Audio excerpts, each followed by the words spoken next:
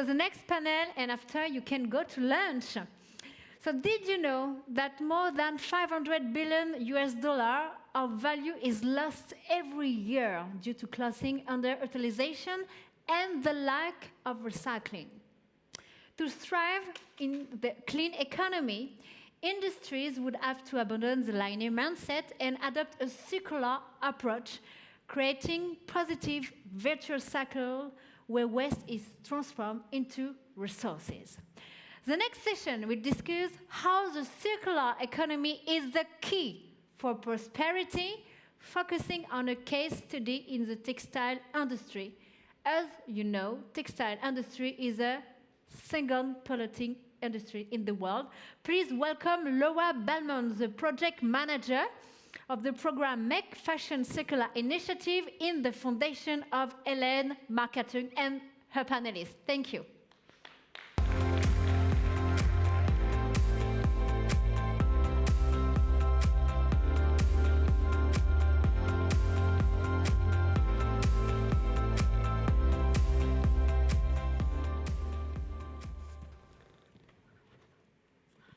Well, hello, and we are quite conscious that we are now standing between you and lunch.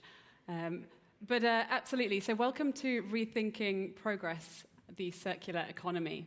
And I'm very pleased to be joined here with Gwen Cunningham, who is the lead for the Circular Textiles Program at Circle Economy, and Anna Maria Rugarli, who is the Sustainability and Responsibility Senior Director for EMEA at VF Corporation, who have brands such as Timberland, North Face. And just to set the scene before we dive into the panel session, I've heard the word circular economy a couple of times already this morning and felt that it would be useful to set some context around what this is. So the Ellen MacArthur Foundation works to accelerate the transition towards a circular economy, and this is particularly topical as well with today's conference.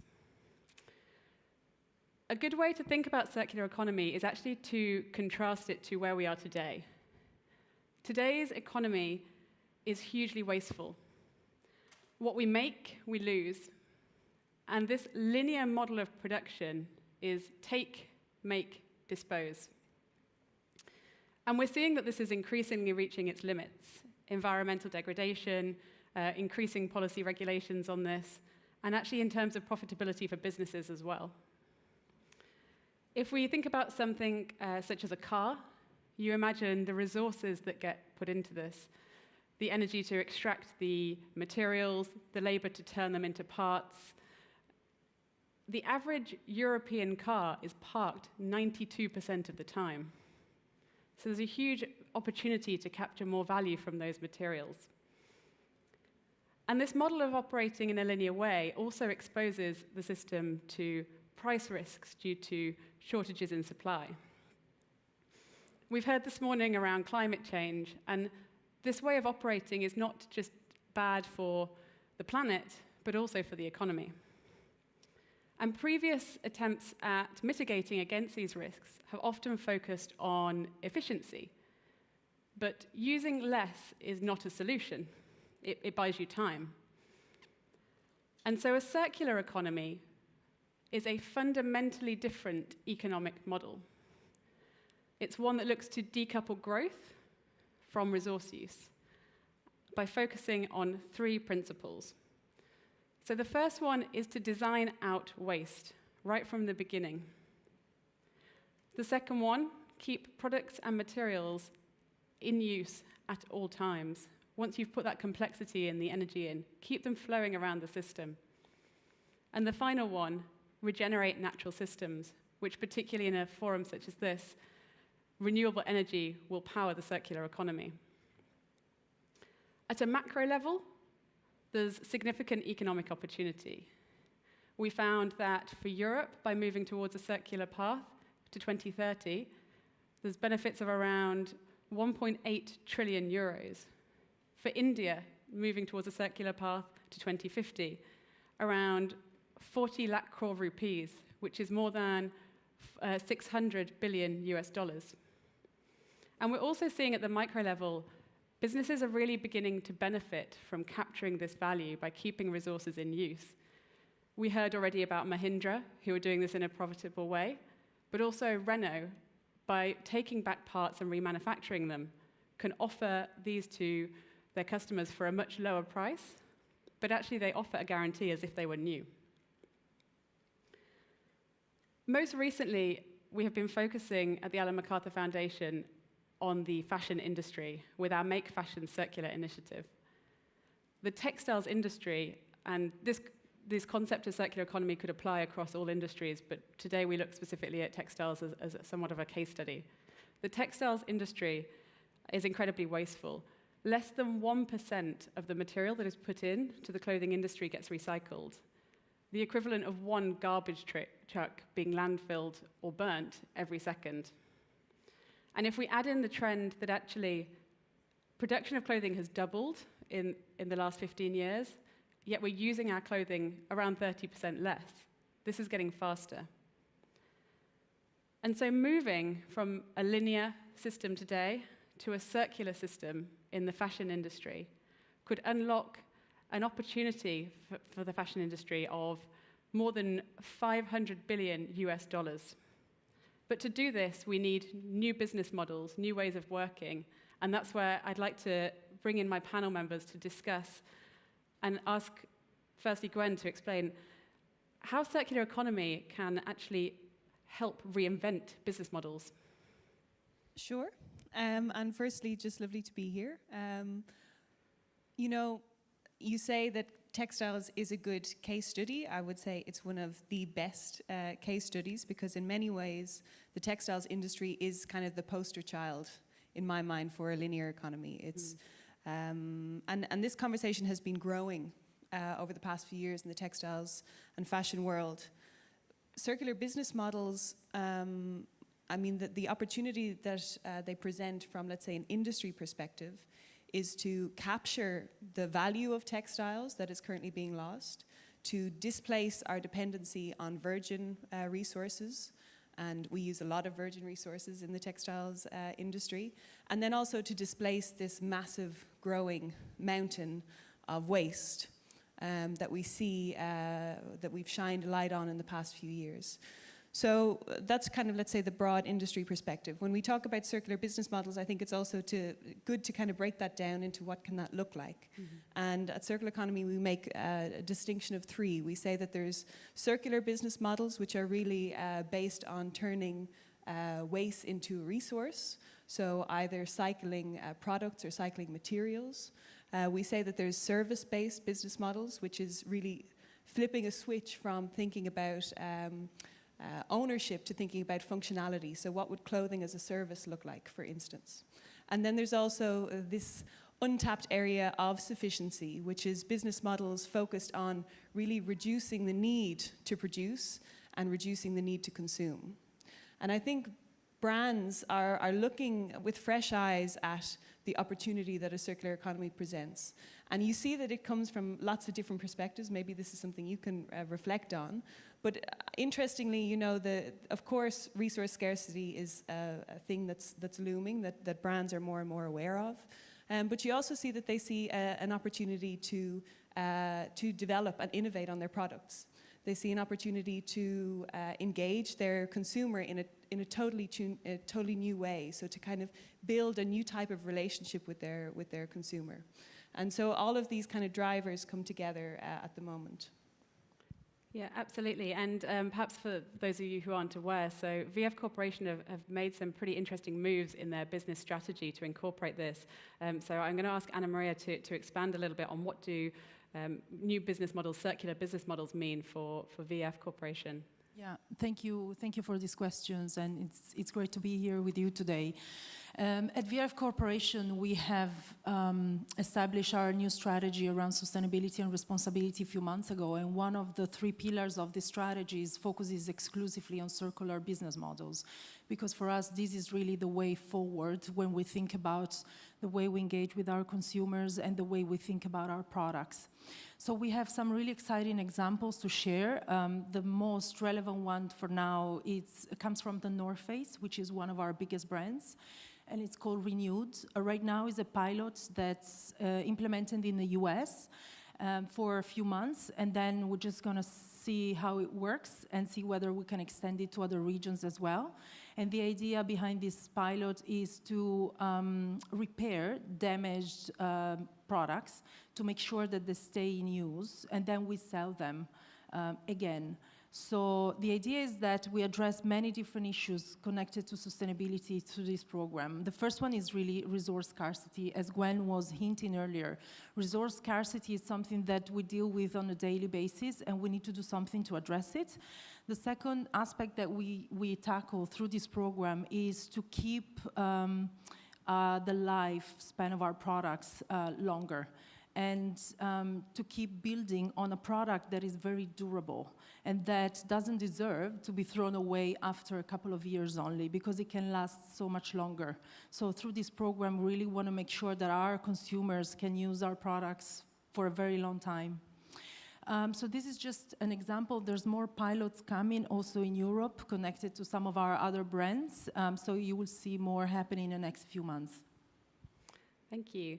And I mean, textiles, clothing, it's perhaps not one of the easiest industries to begin to think about how do we keep things in use, how do we make things more durable, whilst also offering fashion, style, variety.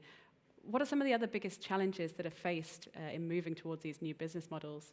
Gwen, do you want to take that one? Sure, because we're not there by any means, so this don't get the wrong impression. We still have a long way to go. Mm-hmm. There's a lot of challenges. Three big ones come to mind for me, for sure.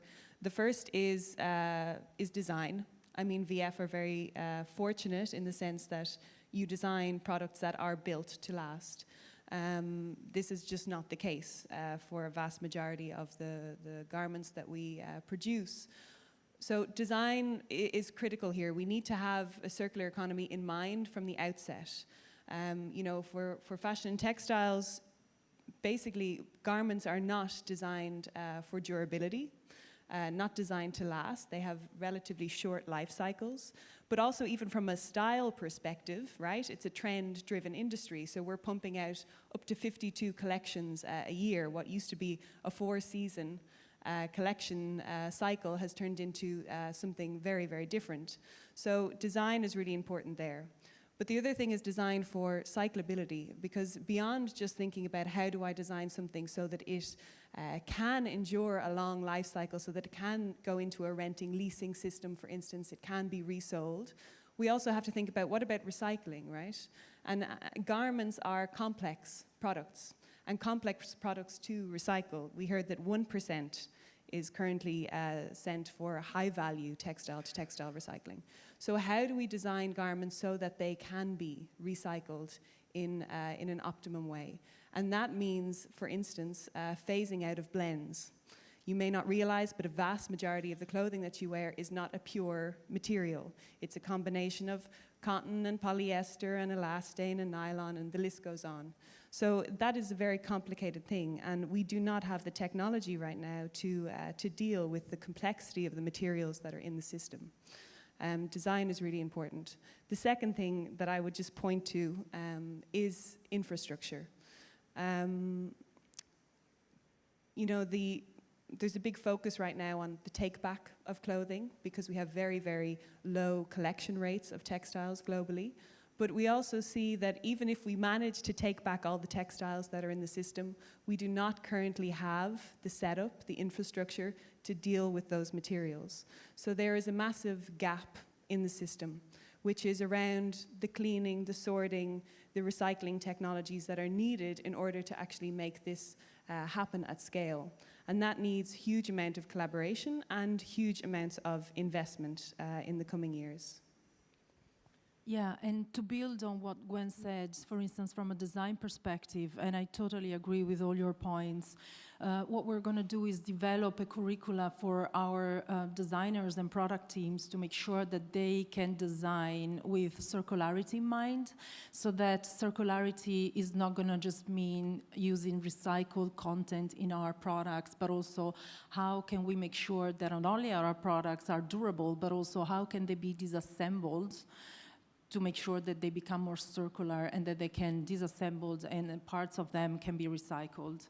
I also agree in terms of infrastructure. We're still at the beginning of this journey, so it's going to take some time before we have all the conditions to be fully circular. I think we do have the responsibility to start investing in this area and to really build, together with some of the organizations that we work with, the infrastructure that we need to change from linear to circular. I would say another maybe point could be really looking at cross-industries collaborations. I mean, we obviously, we are a big part of the textile industry, apparel and footwear, but you know, I think full circularity really comes from engaging with also other industries and finding solutions together. And this requires a huge leap of faith and really coming out of your comfort zone. But I think this is what's needed if you really want to see a change in the future. Great, so there's a really strong theme right back at that very first principle of circular economy, is designing with circularity in mind, designing things to be fit for the system in which they are operating in.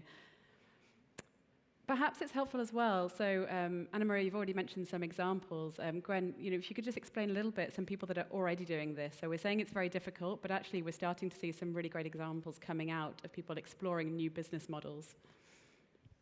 Sure. I mean, there's more and more examples every day, which is a good sign, I suppose. Brand examples, maybe an interesting one to point to is, for instance, Rent the Runway in the US, who have a rental scheme for, well, luxury wear, mostly evening dresses, bridal wear, and so on. It's a good example, I think, of where a business model and a product category fit perfectly, right? Because, of course, you don't need to buy a tux if you wear a tux once a year. You don't need to buy a wedding dress, perhaps, if you wear a wedding dress once in your whole lifetime. And so you see that this kind of, this perfect matches are being made more and more. You know, the kids wear industry, for instance, maternity wear, all of these are kind of prime hotspots for these types of new types of business models. But then you also see more disruptive things coming along. For instance, in Amsterdam, we have a clothing library. So really a subscription to a closet, let's say a city closet that everyone can subscribe to. And I think these are very much kind of a sign of what's to come. I really do believe that servitization, specifically renting and leasing, is the next frontier for the fashion industry. And it will come sooner rather than later, for sure. We were speaking just backstage. The consumer is ready for this, especially the millennial consumer. Maybe that's something you could yeah, absolutely. I totally agree with you. And you know, part of us moving towards circular economy, obviously, we're addressing, you know, the resources scarcity and many other sustainability and environmental issues. But also, we did quite a few studies on consumers in the past 2 to 3 years, and what came out is that especially millennials and the younger generation of consumers don't necessarily want to own products and stuff. They're more interested in getting the experience and being exposed to access. So they want to access the products, not necessarily buy them. And this is for us, you know, coming up with these type of new business models like rentals, like subscriptions, and re-commerce is really a way to stay relevant to our consumers without necessarily cannibalizing our current business model, which is going to, you know, keep going. But we're opening up a new business model that hopefully will you know, ensure that we will become more circular, but also we will gain probably new consumers as well. So it should be, and it will be a win-win situation. Perfect. And of course, we've been focusing in on textiles and the clothing industry, but perhaps Anna Maria, you could touch on a little bit, how is this relevant for other industries? What can other industries take away from this? I think the level of collaboration that we see within the textile apparel footwear industry in the past few years has been unprecedented, at least, of course, in our industry. So I think really overcoming the fear of competition, but opening up and really talking to each other, that's going to unlock a lot of potential that your respective industries have to make a big change in the world. And I think this is really important if we want to, you know, progress and be respectful of the environment. Yeah, maybe building on that, I absolutely agree. This thing of pre-competitive collaboration has come in the textile sector and still needs to grow. Let's say, to give an example of something that always comes to mind for me, one of the projects that we're involved in is called the Alliance for Responsible Denim, basically bringing together major denim players, brands, but also manufacturers of denim and recyclers in a pre-competitive space in order to push the industry further faster. And we work specifically within that group on the issue of post-consumer recycled denim, quite the mouthful. PCRD, we call it. And basically, one of the biggest issues we had when we first started to kind of go down this road with the brands, with the mills, with the recyclers, was the question that kept coming back from a lot of the mills who are based in Turkey, saying we want to engage, we want to have a recycling infrastructure in Turkey, but there is regulation that we cannot import post-consumer denim into the country, right? Because it's seen as a waste material. And so this was a major, major bottleneck in really kicking off this collaboration. And actually, when we lined up the demand, when they saw the brands, saying that, hey, we do want to invest, we do want to support post-consumer recycled and start integrating it into our collections, then the needle moved. And that regulation has since been changed. So I think there are certain barriers, let's say, systemic barriers that no one company can overcome. And that's fine, right? So we need to kind of understand what are those areas and how can we get the right people around the table, because otherwise we're going to have a very fragmented circular economy with lots of people trying to develop their own supply chains, really inefficient. We're going to waste time. And it's the one thing we can't afford to waste is time right now. Great. And so I think that's a really sort of good point to round up on. It's been mentioned a few times already this morning, no one actor can do this alone, and absolutely the people in the room financing this transition is going to be part of it. Renewable energy is going to be part of it, and therefore there is a real need for unprecedented levels of collaboration to really shift the needle. I'm conscious that it is now lunchtime, and I hope that's given you some food for thought over your lunch. Thank you very much.